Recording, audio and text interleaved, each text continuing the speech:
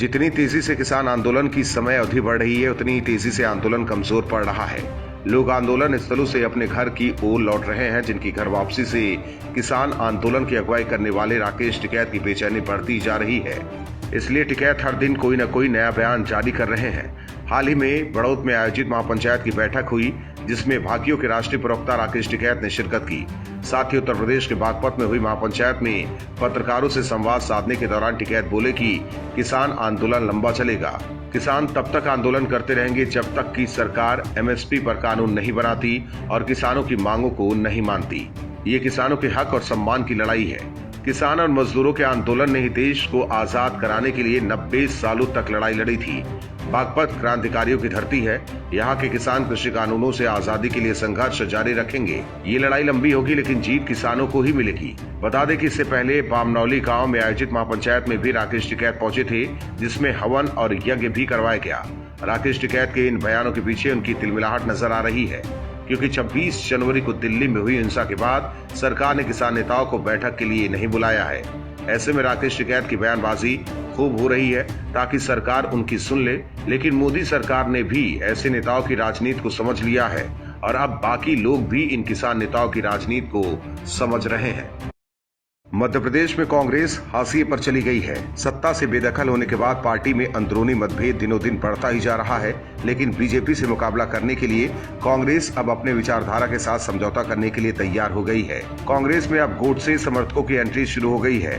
पूर्व सीएम कमलनाथ की मौजूदगी में हिंदू महासभा के नेता बाबूलाल चौरसिया ने कांग्रेस का दामन थाम लिया है। चौरसिया की कांग्रेस में एंट्री होते ही पार्टी में विरोध के सुर उभर आए हैं। पूर्व सीएम दिग्विजय सिंह से लेकर दूसरे कांग्रेसी अब अपनी ही पार्टी पर जमकर निशाना साध रहे हैं। पूर्व मुख्यमंत्री दिग्विजय सिंह पूछ रहे हैं कि कौन है बाबूलाल कातिल विचारधारा जिसने महात्मा गांधी की हत्या की, वो आज भी जिंदा है, हम इस पर शर्मिंदा हैं। वहीं पूर्व केंद्रीय मंत्री अरुण यादव पूछ रहे हैं कि क्या भोपाल की सांसद प्रज्ञा ठाकुर भविष्य में कांग्रेस में प्रवेश करेंगी तो क्या कांग्रेस उसे स्वीकार करेगी। के साथ ही बीजेपी ने कांग्रेस के खिलाफ बिगुल फूंक दिया है। बीजेपी नेता भी कांग्रेस से पूछ रहे हैं कि आखिर गोडसे का पुजारी कांग्रेस में कैसे शामिल हुआ। बीजेपी नेता विश्वास सारंग ने कहा कि इससे बड़ा दुर्भाग्य क्या हो सकता है। उन्होंने आरोप लगाया है कि तथाकथित नेहरू परिवार के नेता जिन्होंने गांधी शब्द चुराकर राजनीति करने की कोशिश की, इनका गांधी जी से क्या लेना देना था।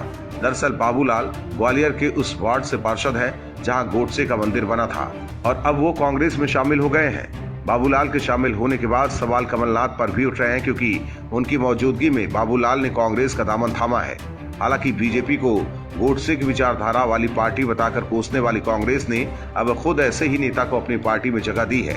ऐसे में सवाल उठ रहे हैं कि क्या कांग्रेस बीजेपी से मुकाबला करने के लिए इतने नीचे गिर गई है कि अब किसी को भी पार्टी में शामिल करा लिया जा रहा है।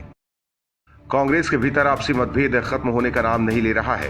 राजस्थान पंजाब के बाद अब गुजरात कांग्रेस में खटपट शुरू हो गई है। निकाय चुनाव में कांग्रेस की करारी हार के बाद अब एक दूसरे के ऊपर आरोप प्रत्यारोप शुरू हो गया है। 2 साल पहले कांग्रेस ने बड़ी उम्मीद के साथ पाटीदार नेता हार्दिक पटेल को पार्टी में शामिल कराया था ताकि बीजेपी से मुकाबला कर सके, लेकिन हार्दिक भी कांग्रेस की डूबती नैया को पार नहीं लगा पा रहे हैं और अब हार्दिक पटेल ने निकाय चुनाव में मिली करारी हार के लिए अपने ही नेताओं को जिम्मेदार ठहराया है। हार्दिक पटेल ने गुजरात कांग्रेस नेताओं के खिलाफ मोर्चा खोलते हुए बड़ा आरोप लगाया है।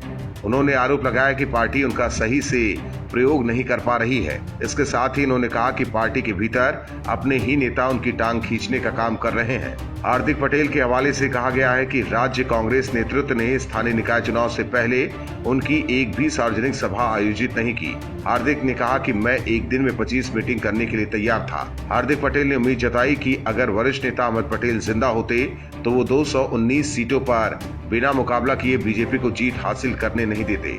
माना जा रहा है कि निकाय चुनाव में मिली हार के बाद हार्दिक का कांग्रेस पार्टी से मोह भंग हो गया है। वहीं हार्दिक के कांग्रेस में शामिल होने के बाद उनके तमाम सहयोगी आम आदमी पार्टी में शामिल हो गए थे, इसलिए गुजरात निकाय चुनाव में आपका खाता खुल गया है। जबकि हार्दिक पटेल बचने के लिए कांग्रेस के दूसरे नेताओं पर आरोप लगा रहे हैं। गौरतलब है कि गुजरात में हुए 6 नगर निगम के लिए चुनाव में कांग्रेस को महज 55 सीटें मिली थी। सत्ताधारी बीजेपी ने 576 में से 483 सीटें जीती। बीजेपी ने राज्य के सभी 6 नगर निगमों अहमदाबाद, सूरत, वडोदरा, राजकोट, जामनगर और भावनगर में सत्ता बरकरार रखी। सूरत महानगर पालिका की कुल 120 सीटों में से बीजेपी 93 और आम आदमी पार्टी ने 27 सीटें जीती हैं। कांग्रेस का यहाँ खाता भी नहीं खुला है। कोरोना महामारी से देश की अर्थव्यवस्था चौपट हो गई थी, लेकिन धीरे धीरे अर्थव्यवस्था पटरी पर लौट रही है। लेकिन कांग्रेस इसको पचा नहीं पा रही है। कोरोना महामारी के दौरान बीजेपी को पानी पीकर कोसने वाली कांग्रेस को ठीक होती अर्थव्यवस्था से परहेज है। कांग्रेस ने जीडीपी के नए आंकड़ों को महज बाजीगरी करार दिया है। चालू वित्त वर्ष की तीसरी तिमाही अक्टूबर दिसंबर में अर्थव्यवस्था में 0.4% की बढ़ोतरी हुई है। इस पर कांग्रेस के मीडिया प्रभारी रणदीप सिंह सुरजेवाला ने प्रेस कॉन्फ्रेंस कर बीजेपी पर निशाना साधा है। सुरजेवाला ने आरोप लगाया कि सरकार की गलत नीतियों की वजह से आम जनता बेहद परेशान है। बढ़ती महंगाई और कम विकास होने से जनता को दोहरी मार झेलनी पड़ रही है।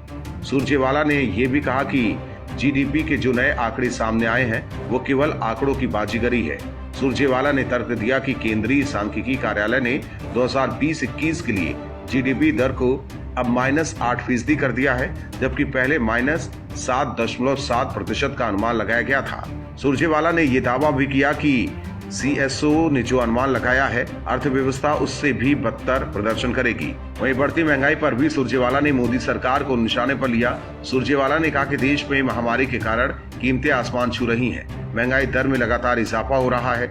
सुरजेवाला ने आरोप लगाया कि दावे के विपरीत केंद्र सरकार ने अर्थव्यवस्था को फिर पटरी पर लाने के लिए आंकड़ों के लिहाज से निजी उपभोक्ता खर्च 21.2 लाख करोड़ रुपए है, जो कि साल दर साल के आधार पर 2.4% कम है। हालांकि सुरजेवाला राजनीति करने के लिए भले ही आरोप लगा रहे हैं, लेकिन विश्लेषक अर्थव्यवस्था में बढ़ोतरी को अच्छा संकेत बता रहे हैं और इसे मोदी सरकार की बड़ी उपलब्धि बता रहे हैं।